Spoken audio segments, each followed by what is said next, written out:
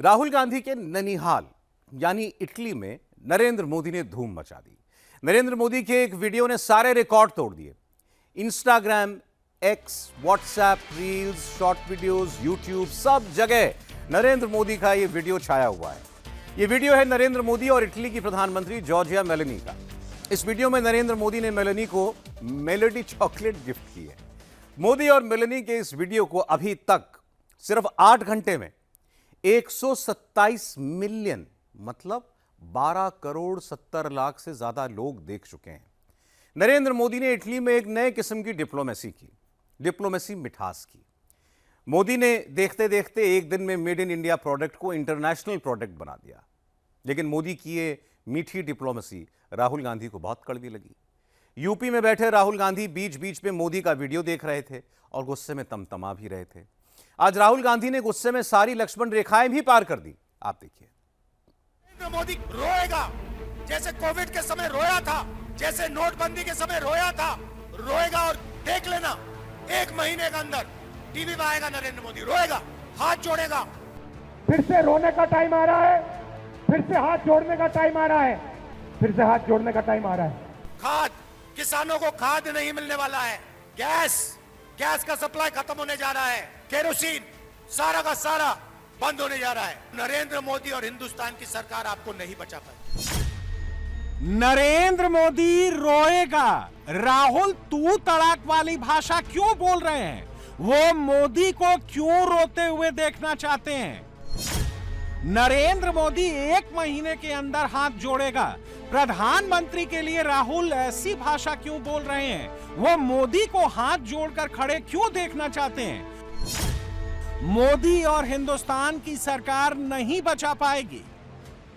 ये कहकर राहुल क्या देश में पैनिक मचाना चाहते हैं? मोदी के खिलाफ चक्का जाम करना चाहते हैं? राहुल पिछले 48 घंटों से अराजकता वाली बोली ही बोल रहे हैं। देश में अव्यवस्था फैलाने वाली स्क्रिप्ट ही पढ़ रहे हैं। और अब तो राहुल गांधी ने सारी हदें पार कर दी हैं, लक्ष्मण रेखा क्रॉस कर ली है। अब राहुल सीधे सीधे देश के भीतर मोदी के खिलाफ युद्ध छेड़ने की बात कह रहे हैं। हाथ जोड़ने से अब कुछ नहीं होने वाला है। खड़ा होना पड़ेगा, लड़ना पड़ेगा। जब विचारधारा पर आक्रमण होता है, जब उनके खून पर आक्रमण होता है, तो फिर उसके सामने खड़ा होना पड़ेगा। जब ये आरएसएस के कार्यकर्ता आपके सामने आएंगे, नरेंद्र मोदी की बात करेंगे, अमित शाह की बात करेंगे, उनसे आप सामने उनको कहो कि आपका प्रधानमंत्री गद्दार है, आपका होम मिनिस्टर गद्दार है, आपका संगठन गद्दार है। राहुल गांधी अब सीधे सीधे नरेंद्र मोदी को धमका रहे हैं।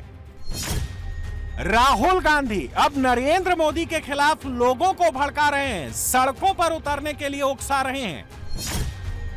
राहुल गांधी टाइम भी बता रहे हैं। मोदी को खुल्लम खुल्ला 1 महीने, 2 महीने, 3 महीने की डेडलाइन भी दे रहे हैं। कांग्रेस के ऑफिशियल यूट्यूब अकाउंट पर राहुल की स्पीच का थंबनेल देखिए, कैप्शन पढ़िए, जिसमें कांग्रेस ने लिखा कि 3 महीने के बाद नरेंद्र मोदी रोएगा, मोदी हाथ जोड़ेगा। राहुल गांधी ने सनसनीखेज खुलासा कर दिया। राहुल ऐसा क्या करने जा रहे हैं? आरएसएस के लोग सुन लो, मैं कभी माफी नहीं मांगूंगा, फिर बोलूंगा। अमित शाह और नरेंद्र मोदी गद्दार हैं क्योंकि उन्होंने कॉन्स्टिट्यूशन पर आक्रमण किया है। सुन लो अच्छी तरह, मैं तुम लोगों से नहीं डरता हूं। नोटबंदी के बाद नरेंद्र मोदी ने रोते हुए कहा था, मुझे फांसी पे चढ़वा देना अगर काला धन खत्म नहीं हुआ। याद है आपको? रोते हुए कहा था, हाथ जोड़ के रोते हुए कहा, मुझे फांसी पे चढ़ा दो, मुझे फांसी पे चढ़ा दो। फिर से हाथ जोड़ने का टाइम आ रहा है, फिर से रोने का टाइम आ रहा है, फिर से हाथ जोड़ने का टाइम आ रहा है। सवाल है, राहुल गांधी अचानक से मोदी के खिलाफ इतना जहर क्यों उगल रहे हैं? राहुल खुल्लम खुल्ला मोदी को, अमित शाह को गद्दार क्यों कह रहे हैं? और राहुल गद्दार वाली यही बोली अपने समर्थकों से क्यों बुलवा रहे हैं? नरेंद्र मोदी इटली पहुंचते हैं। इटली की प्रधानमंत्री जॉर्जिया मेलोनी से मिलते हैं। मोदी और मेलोनी की ये तस्वीरें ऑल ओवर वर्ल्ड ट्रेंड होने लगती हैं। मोदी की गिफ्ट वाली डिप्लोमेसी के चर्चे पूरी दुनिया में होने लगते हैं। मोदी मेलोनी के लिए मेलोडी चॉकलेट लेकर जाते हैं। दोनों एक साथ मिलकर वीडियो बनाते हैं। हिंदुस्तान में बैठे राहुल गांधी और उनकी पार्टी के इकोसिस्टम को ये तस्वीरें भी रास नहीं आती हैं। मोदी की गिफ्ट डिप्लोमेसी भी पसंद नहीं आती है।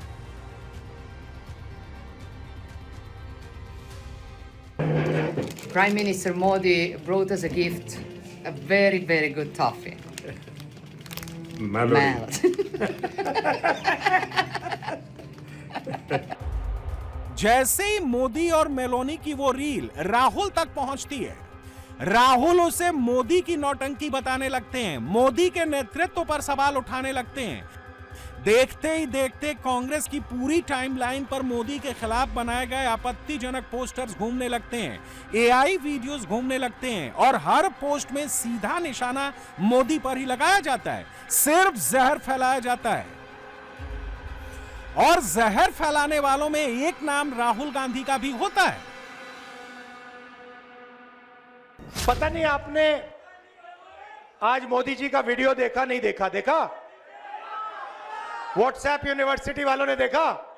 रील बनाई है हिंदुस्तान के प्रधानमंत्री इटली के प्रधानमंत्री को, मेलोनी को मेलोडी टॉफी दिए हैं। 3-4 हजार करोड़ रुपए के हवाई जहाज में नरेंद्र मोदी घुसे, इटली की ओर गए, जेब में टॉफी ले गए और वहां की प्राइम मिनिस्टर को उन्होंने मेलोडी टॉफी खिलाई। अब देखिए ये क्या देश की जनता के साथ क्या खिलवाड़ हो रहा है। और नरेंद्र मोदी एकदम मेलोनी जी के पास जाते हैं, उनको टॉफी खिलाते हैं और ऐसे रील बनाते हैं। इसकी पूरी क्रोनोलॉजी राहुल गांधी के पिछले 48 घंटों में छिपी है। मंगलवार को रायबरेली में और बुधवार को अमेठी में खड़े होकर राहुल गांधी ने हर 2 मिनट में देश को डराने की कोशिश की, भड़काने की कोशिश की है। मोदी के खिलाफ देश के भीतर युद्ध जैसे हालात पैदा करने की कोशिश की है। राहुल के दिमाग में वेस्ट एशिया के वॉर से पैदा हुआ संकट नहीं चल रहा, पेट्रोल, डीजल, गैस नहीं चल रहा। राहुल मोदी को पॉलिटिकली नुकसान पहुंचाने वाली पटकथा पर काम कर रहे हैं। चूंकि 27 में यूपी में चुनाव आने वाला है, इसलिए राहुल ने एक बार फिर वही संविधान की लाल डायरी हाथ में उठा ली है। संविधान की लाल डायरी दिखाकर राहुल दलित वोटर्स को मोदी से तोड़ रहे हैं, अपने साथ जोड़ रहे हैं, नए प्लान पर काम कर रहे हैं। और इस प्लान का खुलासा भी खुद कांग्रेस की टाइमलाइन से ही हो गया है। पढ़ लीजिए क्या लिखा है। 29 नहीं, राहुल और उनकी टीम फिलहाल 27 पर काम कर रही है, इसलिए मोदी के खिलाफ नॉन स्टॉप जहर उगल रही है। राहुल के शब्दों पर गौर कीजिए। संविधान पर आक्रमण, आरक्षण, एसआईआर, वोट चोरी। राहुल इन्हीं शब्दों की आड़ में 27 वाले प्लान पर काम कर रहे हैं। मोदी के खिलाफ नया युद्ध शुरू करने जा रहे हैं। हमारे सामने, आंखों के सामने संविधान पर आक्रमण हो रहा है। कॉपी देना संविधान की है, लाओ। नरेंद्र मोदी ने इसको खत्म कर दिया। आने वाला समय बहुत मुश्किल है। मोदी जी ने क्या किया? हिंदुस्तान का पूरा धन आपके जेब में से, आपके घरों में से निकाल दिया। संविधान आपकी रक्षा करता था। संविधान कहता था कि पब्लिक सेक्टर होना चाहिए। संविधान कहता था आरक्षण होना चाहिए। संविधान कहता था जुडिशरी में न्याय होना चाहिए। यह सारा का सारा नरेंद्र मोदी जी ने, अमित शाह ने, आरएसएस ने खत्म कर दिया। तो संविधान को इन्होंने खत्म कर दिया है। संविधान कहता है हर व्यक्ति के पास एक वोट होना चाहिए। एसआईआर महाराष्ट्र, हरियाणा, मध्य प्रदेश, असम, बंगाल में करोड़ों लोगों के वोट काट दिए। जो उनके लिए वोट नहीं करते उनके वोट काट दिए। तो 24 घंटा इस पर आक्रमण किया। अब सच्चाई सामने आ रही है और सच्चाई से कोई नहीं छुपेगा। जैसे बनारस और मोदी को 24 में पीछे किया 7 राउंड, मैं आदरणीय राहुल जी से कहना चाहूंगा कि 2029 नहीं 2027 में देश के प्रधानमंत्री रहते मोदी को बनारस की धरती पर हरा कर दम लेंगे। वैसे राहुल का संविधान, आरक्षण और वोट चोरी वाला ये प्लान न 24 में काम आया, न 24 के बाद हुए अलग अलग राज्यों के चुनाव में काम आया।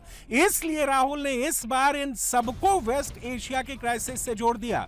ऐसा करके राहुल एक खतरनाक कॉकटेल बनाना चाह रहे हैं। देश के भीतर हॉर्मुज संकट की आड़ में छिपकर मोदी पर आक्रमण करना चाह रहे हैं।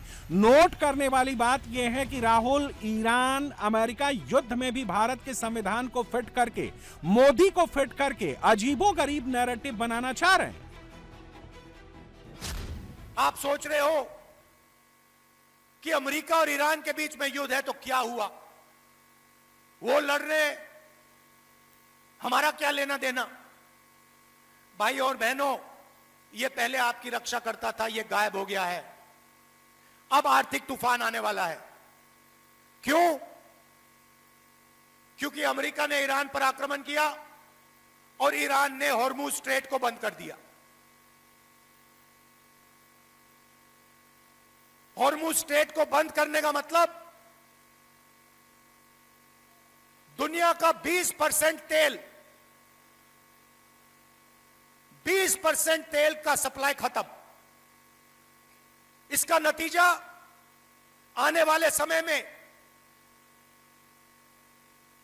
महंगाई आसमान तक। आपने अपनी जिंदगी में ऐसी महंगाई नहीं देखी होगी। फिर से दोहराता हूं, जो आने वाला है 3-4 महीने में, ऐसी महंगाई आपने अपनी जिंदगी में नहीं देखी होगी। दूसरी चीज, खाद, किसानों को खाद नहीं मिलने वाला है। तीसरी चीज, गैस का सप्लाई खत्म होने जा रहा है। केरोसिन, सारा का सारा बंद होने जा रहा है। और जो आपकी रक्षा करता था, इसको फाड़ के नरेंद्र मोदी ने फेंक दिया है। और नरेंद्र मोदी और हिंदुस्तान की सरकार आपको नहीं बचा पाएगी।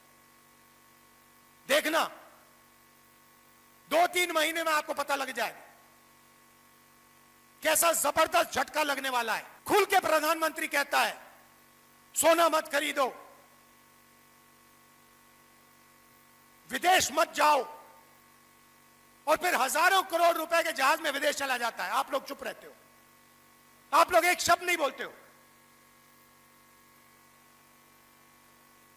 और 24 घंटा प्रधानमंत्री इस पर आक्रमण करता है, वोट चोरी करता है, इस पर आक्रमण करता है, मनरेगा को खत्म करता है, इस पर आक्रमण करता है, जाति जनगणना नहीं करवाता, इस पर आक्रमण करता है, अंबानी अदानी को पूरा देश बेच देता है, इस पर आक्रमण करता है। 48 घंटों से राहुल यही डर फैला रहे हैं कि 3 महीने के भीतर सब खत्म हो जाएगा, तबाही आ जाएगी। कांग्रेस का इकोसिस्टम ये फैला रहा है कि गैस खत्म हो जाएगी, तेल खत्म हो जाएगा, मोदी कुछ नहीं कर पाएगा। मगर राहुल की ये पटकथा आम लोग समझ चुके हैं। लोग मोदी की अपील पर ही ट्रस्ट कर रहे हैं। इसका खुलासा अलग अलग सर्वे में हुआ है। एक सर्वे के मुताबिक तेल के दाम बढ़ने के बाद 78% लोगों ने घूमना फिरना कम करने का इरादा किया है। 35% लोग पब्लिक ट्रांसपोर्ट का इस्तेमाल कर रहे हैं। 18% लोग दूसरे खर्चों में कटौती कर रहे हैं। 15% लोग कार पूलिंग कर रहे हैं। 40% लोग गैस का इस्तेमाल कम कर रहे हैं। इसके अलावा 61% लोगों ने 1 साल तक सोना नहीं खरीदने का भी फैसला किया है। राहुल ये बात जानते हैं कि पब्लिक सेंटिमेंट को मोदी के खिलाफ ले जाना इतना आसान नहीं है। इसीलिए वो सार्वजनिक मंच से मोदी को गद्दार कहकर, संविधान की कॉपी पकड़कर आग में घी डालने का काम कर रहे हैं।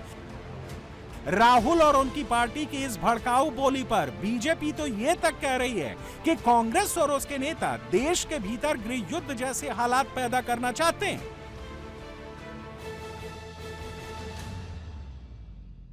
देखिए, दुर्भाग्य है देश का कि राहुल गांधी जैसा फ्रस्ट्रेटेड आदमी, दिमागी दिवालियेपन वाला आदमी, क्योंकि कोई एलओपी ऐसी भाषा का प्रयोग नहीं करता जो घटिया शब्द का प्रयोग कर रहा हो। क्या देश के लोग मूर्ख हैं?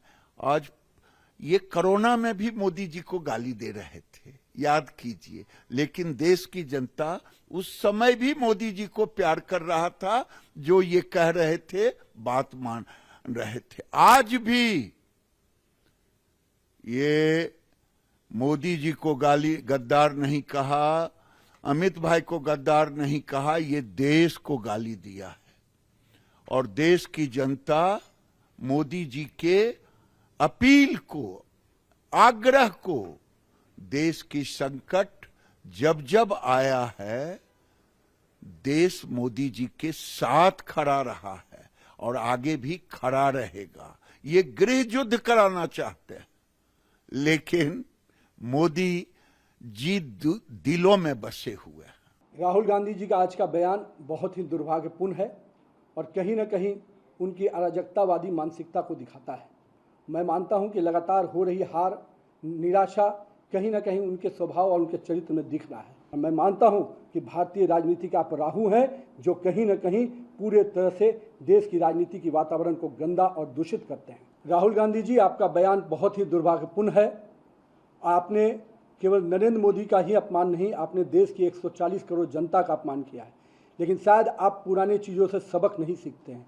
देश की जनता ने जब जब आपने आदरणीय नरेंद्र मोदी जी का अपमान किया है, तब तब इस देश की जनता ने नरेंद्र मोदी को जीत दिया है। देश की जनता ने जीत का माला नरेंद्र मोदी को पहनाने का काम किया है। तो आने वाले समय में भी आपको इस बयानों के लिए, दुर्भाग्यपूर्ण बयानों के लिए निश्चित रूप से बड़ी कीमत चुकानी पड़ेगी। दरअसल राहुल गांधी की असली दिक्कत ही नरेंद्र मोदी हैं।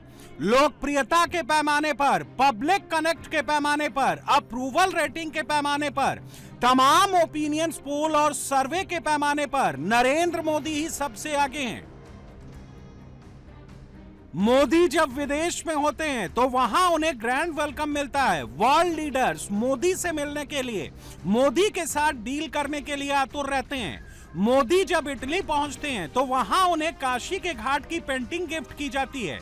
सोचिए, एक तरफ मोदी हैं जिन्हें एक इटालियन पेंटर मोदी के संसदीय क्षेत्र बनारस के एक घाट की पेंटिंग तोहफे में देता है। मोदी इटली में भी बनारस का डंका बजाते हैं। और इधर राहुल गांधी हैं जिनकी रैली में कांग्रेस यूपी के अध्यक्ष अजय राय 27 में बनारस में जीत का दावा ठोंकते हैं।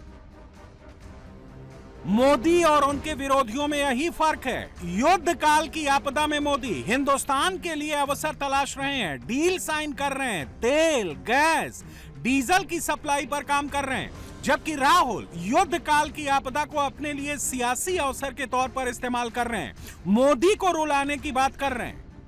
नरेंद्र मोदी कहेगा, आपसे कहेगा, रोएगा, जैसे कोविड के समय रोया था, जैसे नोटबंदी के समय रोया था, रोएगा और कहेगा मेरी गलती नहीं है। और मैं आपको बता रहा हूं कि गलती सिर्फ नरेंद्र मोदी, अमित शाह और आरएसएस की है, क्योंकि इन्होंने इसको खत्म किया है। देख लेना, 1 महीने के अंदर टीवी में आएगा नरेंद्र मोदी, रोएगा, हाथ जोड़ेगा, जैसे नोटबंदी में कहा था मुझे लटका देना फांसी से। नोटबंदी उसने की, आपसे पैसा उसने छीना, आपके घर से पैसा उसने छीना, और फिर आके हाथ जोड़ दिए और कहा कि मुझे लटका देना फांसी पे अगर काला धन नहीं खत्म हुआ। काला धन खत्म हुआ। उसके बाद कोविड के समय वही बात की, मजदूरों को मरवा दिया, घर भेज दिया, लॉकडाउन कर दिया और अरबपतियों का लाखों करोड़ रुपए कर्जा माफ कर दिया। और फिर से करने वाला है। तो राहुल गांधी जी के पास कोई काबिलियत है ना, राहुल गांधी जी के पास कोई समझ है ना, उनके देश के प्रति कोई योगदान है। एक बंद बुद्धि का वो जीव हैं और जबरन उनको कुर्सी पे बिठाया गया, इसलिए सारा दिन वो इसी तरह की गंदगी बकते हैं। जो उनके अंदर है वही उनके बाहर निकल रहा है। और कोविड में भी पूरे देश ने देखा कि किस तरह मोदी जी ने अगुवाई की, इस देश को उस कठिन संकट में से बाहर निकाला। न केवल देश को निकाला बल्कि दुनिया को राह दी और कोविड जैसी वैक्सीनेशन निकालकर पूरी दुनिया को बचाने का काम किया, जिसके कारण पूरी दुनिया ने मोदी जी का धन्यवाद किया। बंदर क्या जाने अदरक का स्वाद, राहुल गांधी जी को क्या पता इन बातों का। राहुल गांधी जी तो एक उस तरह से जैसे बंदर के हाथ में तलवार दी जाती है, वो जो फिर करता आपको पता ही है। कोई कहे कि बंदर को समझा लिया है, बंदर को पढ़ा लिया है, बंदर को अभ्यास करा दिया, बंदर बंदर रहने वाला है, तलवार तलवार रहने वाली है। राहुल गांधी जी को कभी समझ ना थी, ना है, ना आने वाली है। यही उनकी सोच है और उनको सपने आते हैं, ख्वाब आते हैं। जब मोदी जी को देखते हैं विदेश की यात्रा करते हुए, वो देखते हैं कि दुनिया कैसे उनका सम्मान कर रही है, सबसे बड़े अवार्ड वहां के दे रही है, उनको लगता है तो मुझे होना था, यहाँ तो मेरा हक था, ये तो मेरा हक छिन गया। फिर वो गालियां निकालते हैं, फ्रस्ट्रेशन में जो अंदर गंदगी भरी हुई है वो गंदगी बाहर उल्टी कर देते हैं। राहुल और राहुल की पार्टी के नेता मोदी की गिफ्ट वाली डिप्लोमेसी को तमाशा बता रहे हैं। मोदी ने मेलोनी को चॉकलेट का गिफ्ट की, सोशल मीडिया पर एक वीडियो क्या आ गया। कांग्रेस ने पूरा तमाशा खड़ा कर दिया। कांग्रेस की टाइमलाइन पर मोदी विरोधी वीडियोस की बाढ़ आ गई। हर 10 मिनट में एक नया वीडियो नए कैप्शन के साथ अपलोड होने लगा। लेकिन न राहुल गांधी ने न कांग्रेस के किसी दूसरे नेता ने यह बताया कि मोदी की गिफ्ट डिप्लोमेसी का असर क्या हुआ। इटली में मोदी की विजिट से कुल 15 आउटकम्स निकले हैं। भारत इटली संबंध अब विशेष सामरिक साझेदारी हो चुके हैं। भारत इटली के बीच रक्षा औद्योगिक का रोड मैप बन चुका है। क्रिटिकल मिनरल्स में सहयोग के लिए एमओयू साइन हुए हैं। समुद्री परिवहन और बंदरगाह में सहयोग पर एमओयू साइन हुए हैं। कृषि में द्विपक्षीय सहयोग पर एमओयू, आयुर्वेद के क्षेत्र में सहयोग पर एमओयू साइन हुए हैं। और यह मोदी की विदेश नीति के साथ साथ मोदी की गिफ्ट वाली डिप्लोमेसी का ही नतीजा है। मोदी भारत की सॉफ्ट पावर की ताकत को अच्छी तरह से समझते हैं। समय समय पर मोदी ने इस सॉफ्ट पावर का इस्तेमाल भारत की ग्लोबल इमेज मजबूत करने के लिए किया है। और यह तय मानिए कि अब हिंदुस्तान की मेलोडी दुनिया भर के लोगों का मुंह मीठा करेगी। वैसे जो राहुल गांधी मोदी की मेलोडी वाली डिप्लोमेसी पर सवाल उठा रहे हैं, उन्हें यह भी पता होना चाहिए कि आज की तारीख में दुनिया भर में भारतीय टॉफियों की मांग बहुत बढ़ गई है। 2013-14 यानी यूपीए के दौर में मेड इन इंडिया टॉफियों का एक्सपोर्ट सिर्फ 49.68 करोड़ रुपए था। मोदी सरकार में उसमें 166% का इजाफा हुआ है। फाइनेंशियल ईयर 2025-26 में 132 करोड़ की मेड इन इंडिया टॉफियों का एक्सपोर्ट हुआ है। तो क्या राहुल गांधी को सिर्फ इसलिए मोदी की मेलोडी वाली डिप्लोमेसी से इतनी मिर्ची लगी है क्योंकि वो मेड इन इंडिया प्रोडक्ट है जो लोकल से ग्लोबल हो चुकी है? बीजेपी तो यही आरोप लगा रही है, कह रही है कि दुनिया भर में हिंदुस्तान की मिठास की मांग और मोदी की बढ़ती डिमांड राहुल गांधी पचा नहीं पा रहे, ऊपर से चुनाव दर चुनाव मोदी से हार रहे हैं। ये टॉफी लेने लायक नहीं है। वो प्रधानमंत्री दुनिया में उसे जानता है मेलोनी को कि वो किस कॉन्फिडेंस वाली महिला है, इसलिए उसे टॉफी दिया गया। ये तो पागलपन के पराकाष्ठा पर है। ये टॉफी भी फेंक देंगे। टॉफी नहीं, दवा चाहिए उनके लिए आपके हिसाब? मेरे हिसाब से तो इनको दिमागी दिवालियेपन है, इनको इलाज चाहिए टॉफी के। प्रॉब्लम है सत्ता ना मिलना, फ्रस्ट्रेशन। आज पूरे दुनिया में ये गाली देते रहे, लेकिन पूरी दुनिया में नरेंद्र मोदी का रेटिंग देखिए 71% है। इनका रेटिंग तो कहीं होगा नहीं। इनके नानी घर में भी है, पता नहीं अब नानी घर बदल गया है कि इटली है, मैं नहीं जानता, लेकिन नानी घर में है। ये चोर चोरी के खिलाफ बोल रहा है। पश्चिम बंगाल में चुनाव की हार, असम में चुनाव की हार, पुडुचेरी में चुनाव की हार, और उसके बाद बिगड़े बोल राहुल गांधी जी के बताते हैं कि आत्मचिंतन मंथन करने की बजाय अपशब्द बोलने पर कांग्रेस पार्टी आ जाए तो कांग्रेस का दिवालियापन और कांग्रेस के नेतृत्व का दिवालियापन दिखता है।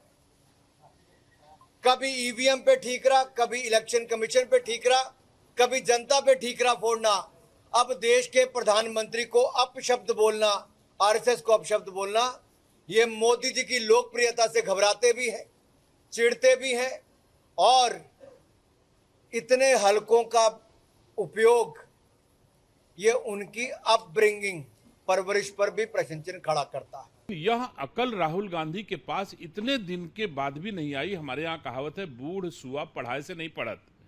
तो राहुल गांधी अब भारतीय संस्कार संस्कृति नहीं पढ़ सकते हैं, ये पूरा देश जान गया है। और वो आते हैं रायबरेली को अपने खेल का मैदान समझ के खेलने आते हैं और राजनीतिक खेल का मैदान बनाते हैं।